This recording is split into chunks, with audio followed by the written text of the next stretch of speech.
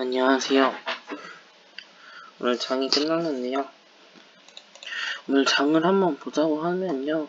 네, 일단 개인의 순매수가 나타났고 마이너스 0.83%.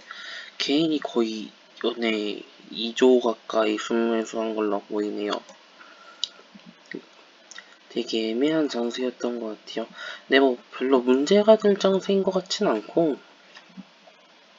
왜냐면은 뭐 조금 선물도 오르고 있어서 뭐 이런 말을 할 수 있겠지만은, 일단은 저번 주 금요일 날이 내반여의 날이었던 것도 맞고, 블러드 총재 그냥 인터뷰에서 나온 말이었기 때문에, 사실 6월 FOMC가 그렇게 막 성공적인 답변은 대단한 뭐 발전이다라고 말을 했지만은, 사실 그 정도로 대단했냐라고 하면 전 아니라 보거든요. 왜냐면은 뭐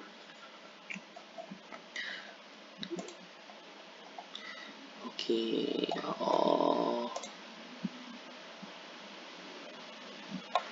보시면요,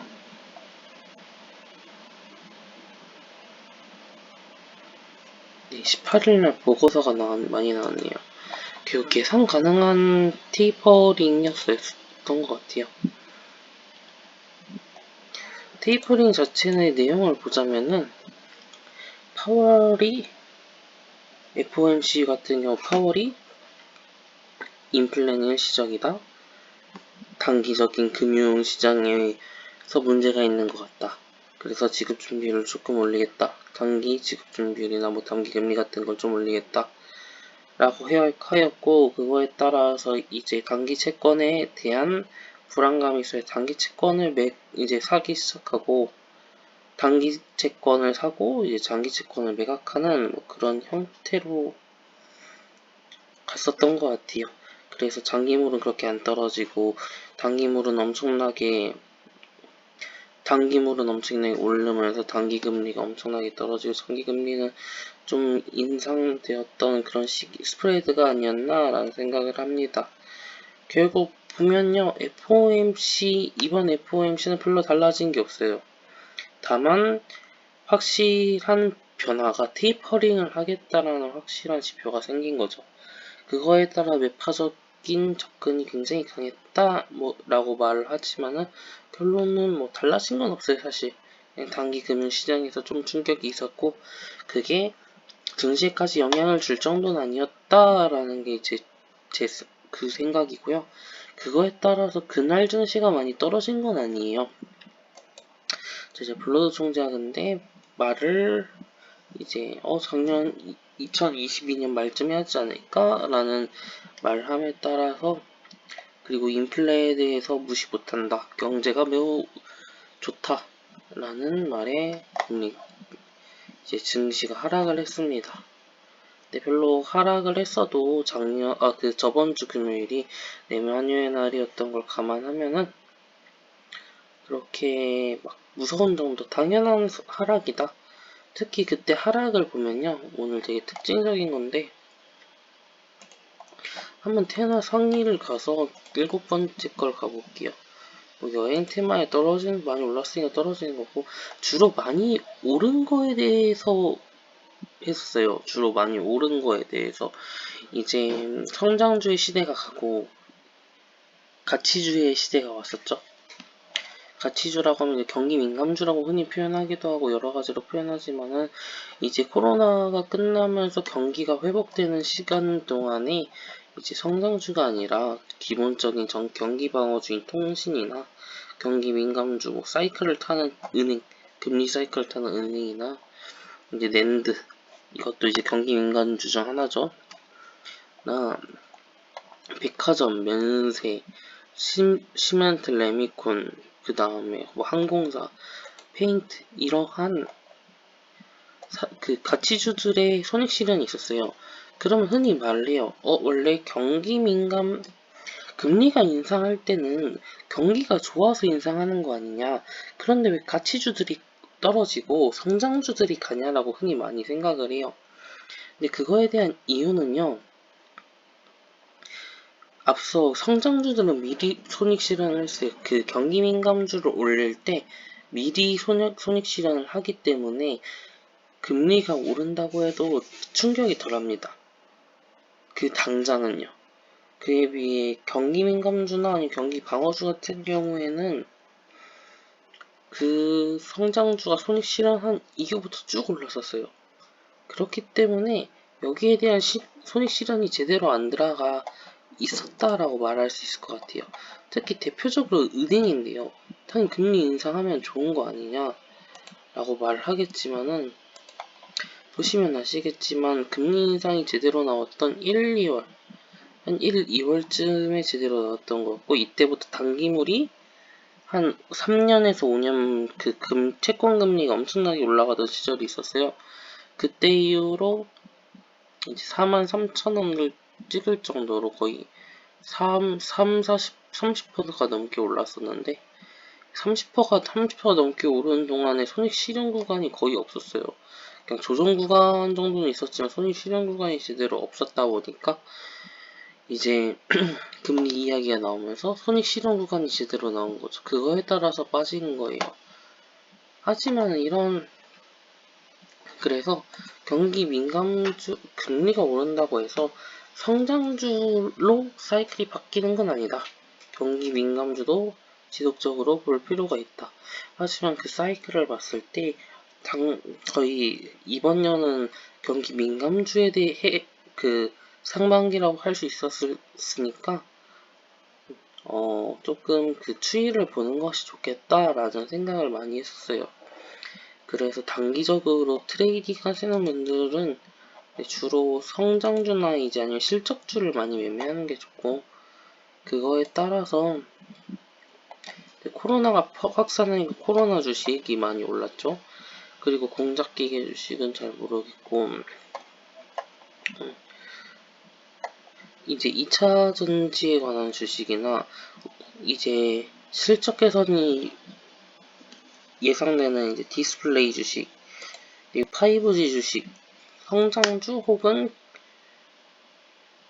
성장주거나 혹은 이제 실적주들이 많이 올랐다라는 걸 조선 같은 경우도 지금 사이클 좋은 실적주 중 하나죠. 사이클을 타기도 했고 시클리컬을 타기도 했고 거기다 실적도 이제 잘 나올 것 같으니까 약간 그런 식으로 지금 흘러가고 있습니다. 조선, 올레드 아니면 IT 뭐 2차전지 그런 식으로 나아가고 있고, 시총 상위도 보면요, 카카오가 많이 안 빠지고 네이버도 많이 안 빠지고 실적주가 많이 안 빠졌으니까 바이오주는 당연히 잘 갔고요.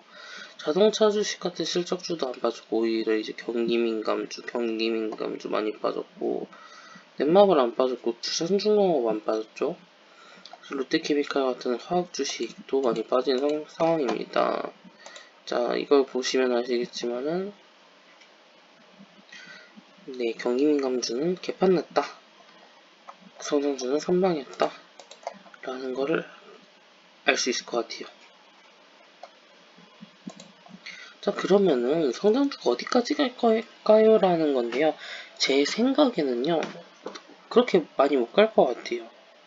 왜냐면은 금리를 인상한다라는 것은 돈의 유동성을 회수하겠다라는 거예요. 그럼 돈의 유동성을 회수할 때 어떠한 것인데 투자자들이 메리트를 느낄까라는 건데요. 저는 기본적으로 주식을 볼 때 메리트가 가장 중요하다 생각해요. 이제 실적 다 좋아요. 실적도 좋고 이제 성장성도 좋고 지배력도 좋고 ESG도 다 좋은데, 결국 투자자들은 내가 메리트가 있냐 없냐를 더 좋아해요. 그 실적이나 ESG 경영 아니면 떨림, 성장 이런 것들은 다, 아니면 지배력, 진입장벽 이런 것들은 다 그 투자하는데 매력을 한층 돋궈주는 조미료에 불과하다라고 항상 생각하거든요. 그렇기 때문에 항상 주식을 할 때는 메리트가 뭐가 있냐라는 게 제가 중요하게 여기는 것입니다.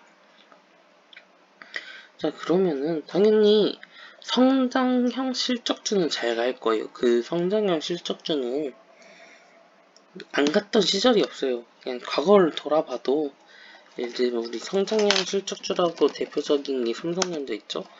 얘는 안 갔던 적이 없었어요. 안 갔던 적이. 10년 동안 우상향을 해요. 얘는 안 갔던 적이 없었어요. 그리고 또 보면 시가총액 우리나라 경기민감주가 좀 많긴 한데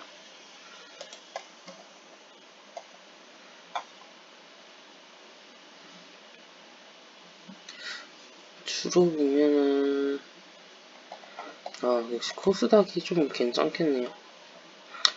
자, 지속적으로 올랐던 게 원익 IPS. 얘도 시클리컬을 좀 장비 주기 때문에 시클리컬을 사긴 하지만은 기본적으로 계속 우상향하는 차트를 그려요. 그리고 또 좋을 법한 게 실리콘웍스 같은 경우도 좀 시클리컬한 감이 있긴 하지만은 얘는 좀 아닌 것 같고. 올해가 너무 좋아서 그래프가 안 이뻐요. 얘네들은 그래프가 그 상향하는 그 이쁜 그래프가 있는데 좀 괜찮은 애 없나? 덕산네오룩스 있네. 덕산네오룩스. 이제 덕산네오룩스 같은 주식이 그런데요. 3년 차트로 봐도 이때부터 올레드가 사실 2015년 때 좋은 게 아니었어요. 이때 올레드가. 그러다 보니 올레드가 최근에 좋아진 건 한 3년 차트로 보면 좋은데요. 이때가 올레드의 시작이라고, 제대로 된 시작이라 할 수 있고, 이때도 흑자를 냅니다. 그거에 따라서 계속 우상향하는 차트를 덕산네오룩스가 보여주고 있어요. 이런 식으로 이제 실적 성장형, 실제로 매출액도 지금 거의 2배, 3년 동안 2배 쪘고 영업이익도 계속 오르죠. 이런 실적 성장형 주식들은 안 갔던 시절이 없다. 조정기에 사면 어찌됐든 간에 올라간다. 라는 걸 알아두시면 좋을 것 같아요. 자, 그러면 실적 성장형 주식이 사실 많이 없어요. 실적 성장형 주식은 되게 찾기가 힘들고, 그러면은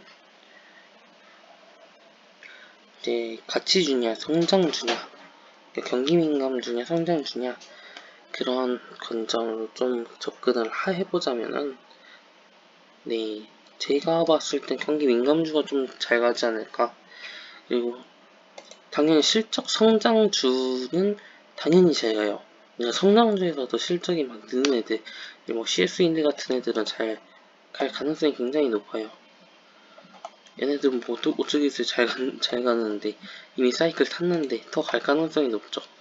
그래서 이제 CS윈드 같은 실적 성장형 주식들 말고 예를 들면 카카오도 그런가?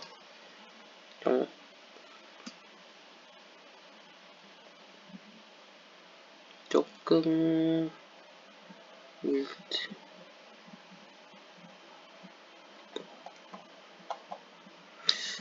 뭐가 있을라나? 기억이 안 나네.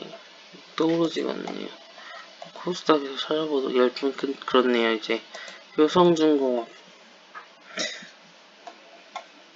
효성중공업이 지금 성장을 하고 있는 건 맞는데 사실 조금 긍정적으로 보고 있지만은 매출액이 계속 늘고 있지 않다라는 점과 영업이익이 그대로라는 점이 좀 그래요. 물론 거기다 부채 비율도 높고 물론 지금 효성중공업 보면은 매출액이 떨어졌음에도 불구하고 영업이익이 유지되고 있다라는 거는 지금 고부가가치 산업을 하고 있고 실제로 효성중공업 같은 경우에 수소 산업을 하고 있어요. 수소 산업을 하기 때문에 굉장히 긍정적인 애인 건 맞아요. 저도 되게 좋아하는 주식 중 하나고. 그렇지만은 지금 이것을 보고서 애가 성장주로 실제로 재무제표에 반영될 때까지는 2, 3년이 걸린단 말이에요.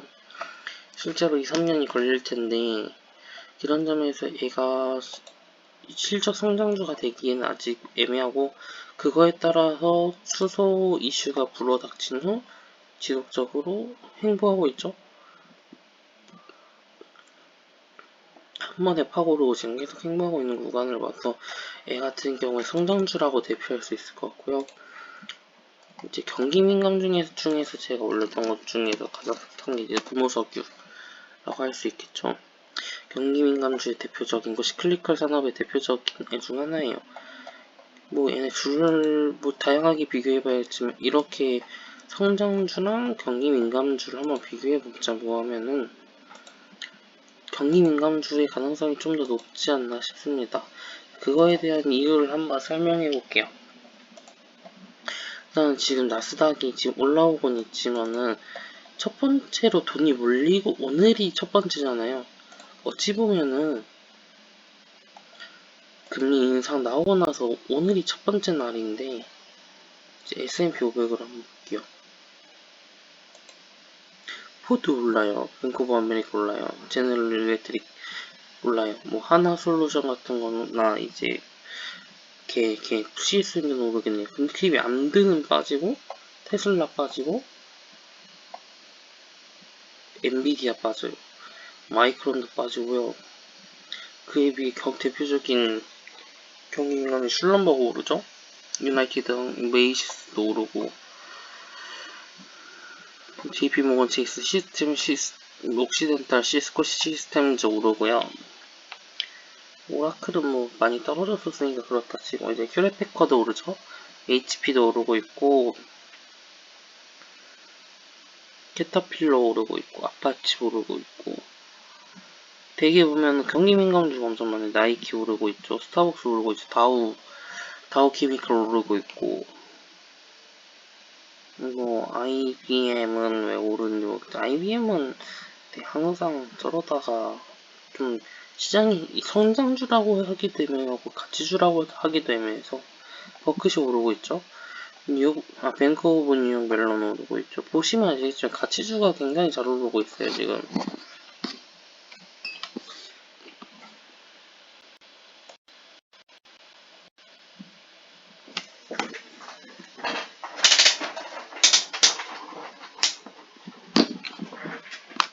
네, 가치주가 굉장히 잘 오르고 있다. 그러면은 금리 인상 나오고 하락한 첫날에 가치주가 많이 오른다라는 내용이 일단은 지금 투자자들이 메리트를 느끼고 있는 것 같아요.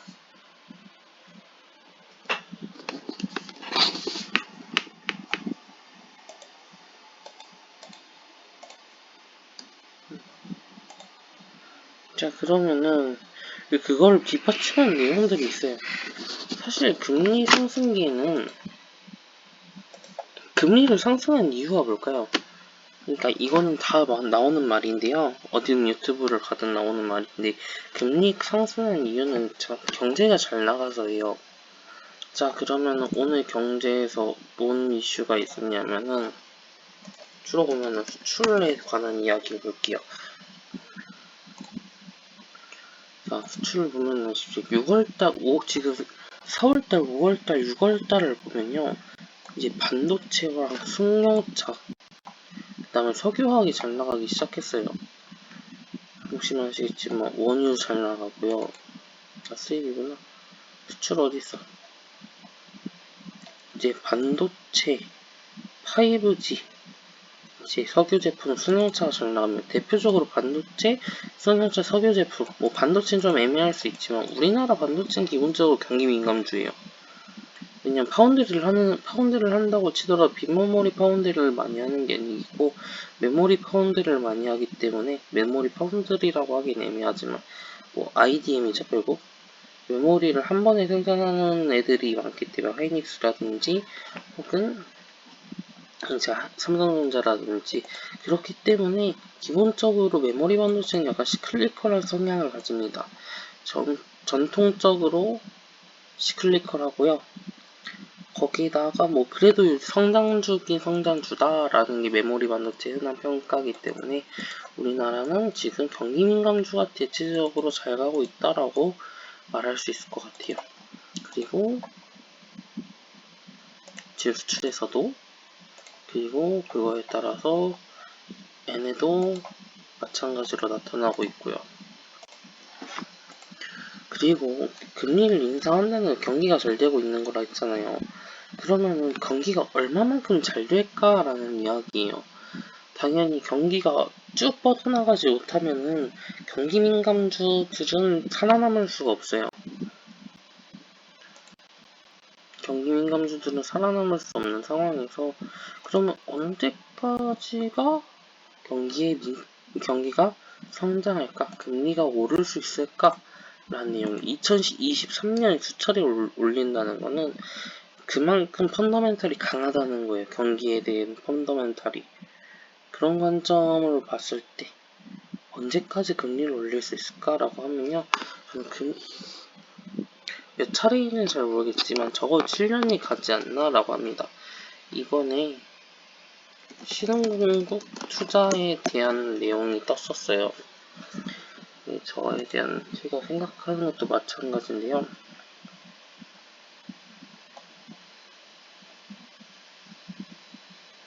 신흥국의 긴축 압박이 더 강해지기 때문에 우리나라가 좀 그럴 수도 있다라고 흔히 말을 하지만은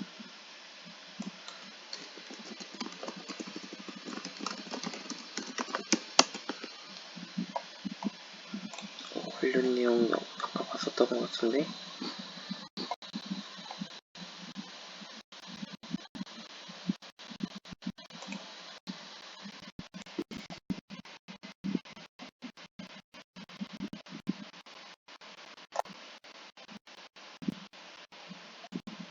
저는 약간 미중 갈등에 대해 굉장히 긍정적으로 보는 사람입니다.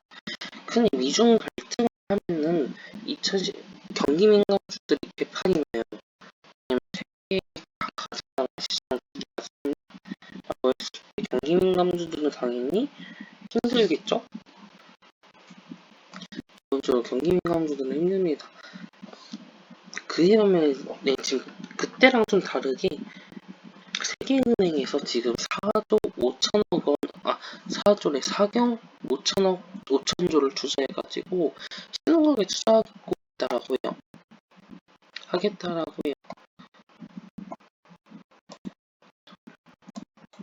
지금 무역 분쟁을 하면서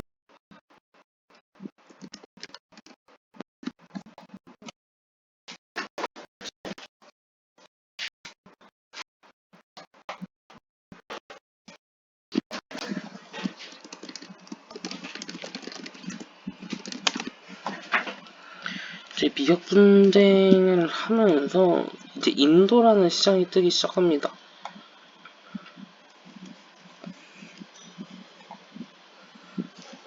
중국을 봉쇄하면서 G7을 끌어들여요.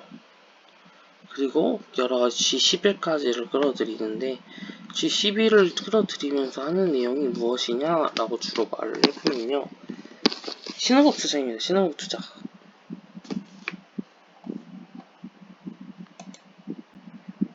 그럼 신흥국 투자를 했을 때 이중국의 부채 글로벌 가치사슬 성장을 3년에서 5년 더해야 한다라고 하지만은 이 경기 민감주에 대해서 굉장히 긍정적인 이유가 있어요.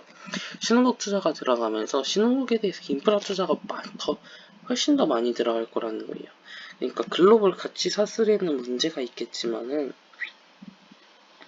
신흥국의 이 글로벌 가치사슬을 다시 재편성하기 위해서 신흥국에 투자를 들어갈 거고, 그거에 따라서 선제적으로 어디에 들어갈 거냐라고 하면은 중국의 1대1로를 방해하기 위해서 인도랑 동남아에 들어갈 겁니다. 더 나아가서 터키 쪽에 들어가게 될 거예요.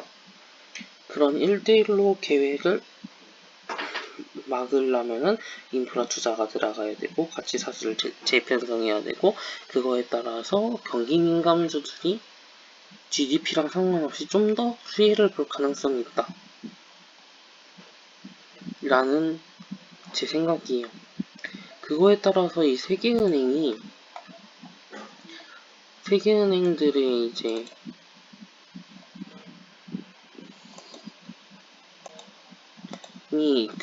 신흥국에 엄청나게 많이 투자한다라고 해요. 제가 글을 봤는데 안 보이네요. 그렇기 때문에 앞으로의 섹터는 저는 경기 민감주에 대해서 리플레이션주에 대해서 굉장히 긍정적으로 지금 보고 있는 상황입니다. 네, 좀 달라질 수는 있겠지만 기본적으로 이 시기 때 리플레이션주들이 안 좋았던 적은 되게 드물었었어요. 철강, 심지어 새로운 국가를 키워내는 이 시점에서 2012년 중국이 성장할 때, 2000년 초반에 중국이 성장할 때, 그 주기를 봤을 때 아시아 금융위기가 있고 나서 중국이 성장하면서 이제 리플레이션 주식은 엄청나게 수혜를 받고요. 그 다음에 세계 금융위기가 끝나고 이제 중국이 성장하면서 리플레이션에 대한 리플레이션에 대한 주식들이 엄청나게 많이 올랐다. 그리고 미중 무역 분쟁, 코로나를 거치고 미중 무역 분쟁이 있으면서 산적 된 거죠. 청적 분첩된 거죠. 이제 두 가지 약재가 지금 있는 상황에서 그걸 대체하려면은 더 많은 인프라 투자를 하게 될 것이다. 라는 제 생각이기 때문에 굉장히 경기 민감주에 대해서 긍정적으로 보고 있습니다. 네, 그러면 오늘 여기까지 하고 가볼게요.